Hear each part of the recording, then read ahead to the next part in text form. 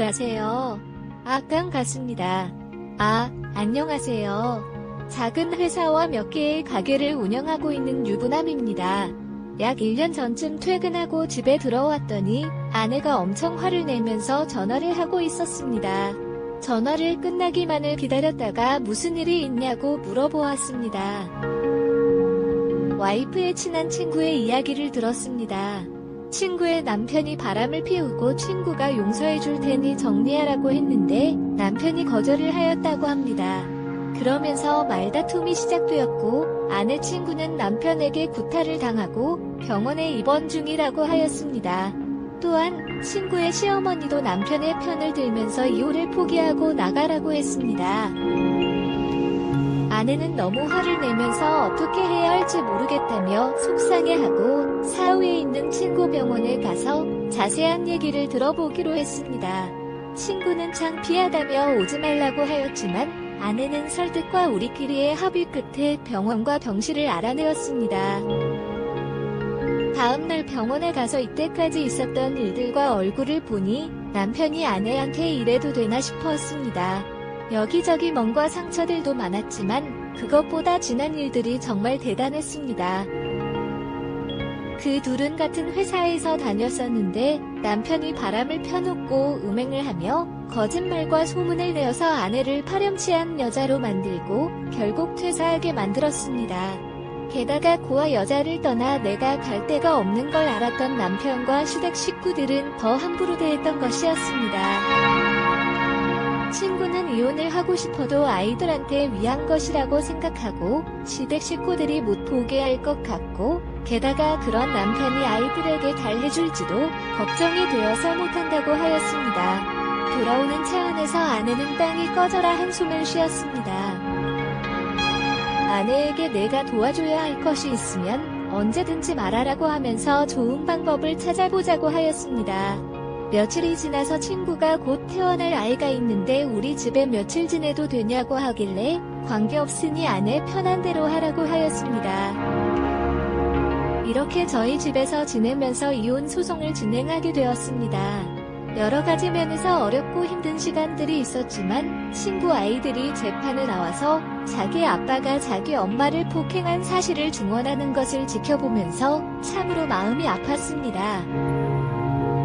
제법인 시간이 지나서야 이혼을 내게 되었고 아이들도 친구를 데리고 오게 되었습니다.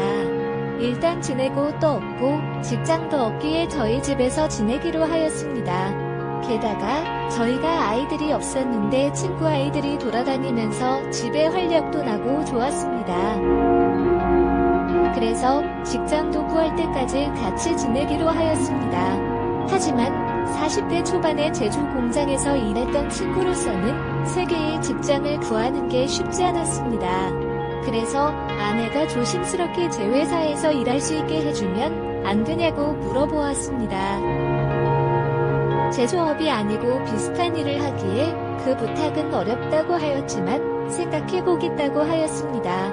몇 번의 아내의 부탁이 있었고 일단 제 개인 비서로 일하게 되었습니다. 스케줄 관리, 자료 정리, 온전 등이 주된 업무였습니다.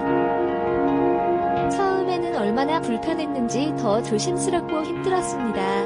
하지만 친구가 편하게 업무를 시키셔서 자기도 일하기 좋다면서 열심히 하겠다고 하였습니다. 지금까지 비서 없이 혼자서 다니면서 이래저래 어색한 것도 있었습니다.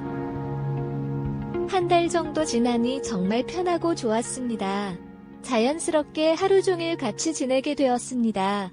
집에서도 회사에서도 일을 하면서 여러 가지 이야기와 생각도 나누게 되고 특히 와이프 대해서 상의하게 되는 경우가 많아졌습니다.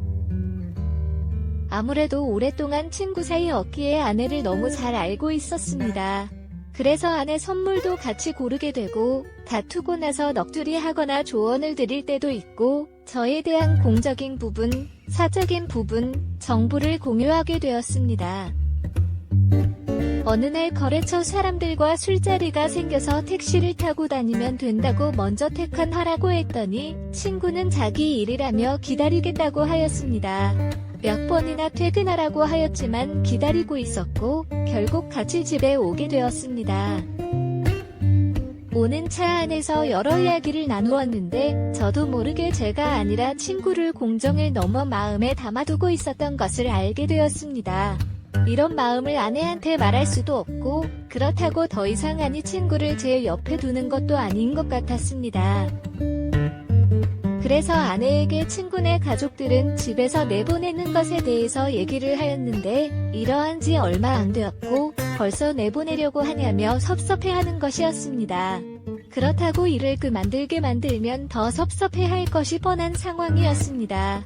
고민을 하다가 아내 친구를 제1기서해서 운영하는 가게에 매니저로 취직시켜주기로 하였습니다. 일을 하게 되었습니다. 귀사가 있다가 없으니 다소 불편하기는 했지만 마음만큼은 편하고 좋았습니다. 그런데 아내의 친구는 많이 힘들었나 봅니다. 아무래도 사람들을 직접 상대해야 하고 하루 종일 서서 일해야 하는 것도 만만치 않았던 것 같습니다.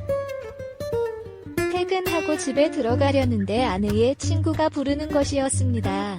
자기가 뭐 잘못한 게 있냐면서 다시 예전처럼 비서로 일하면 안 되냐고 묻는 것이었습니다. 그래서 여러 가지 이유를 둘러 말을 하였지만 월급을 줄여도 도훈이 비서로 갖고 달라는 것이었습니다.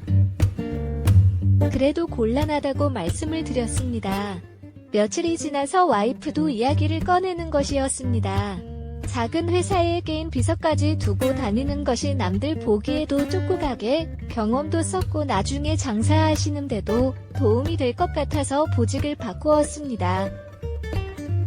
거라고 말씀하셨습니다. 아내도 이에 동의하면서도 이심선의를 하는 것 같았습니다. 하지만 저도 어쩔 수 없었습니다. 일단은 좀 더 일을 하면서 적응하면 괜찮을 거라고 아내와 친구들과 이야기를 나눴습니다.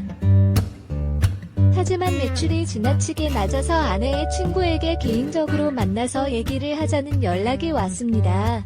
가게 같은 경우 아침부터 밤늦게까지 근무하다 보니 아이들과 시간을 보낼 수 없고 취객 등 사람들과 상대하는 것이 더 힘들다는 것이었습니다.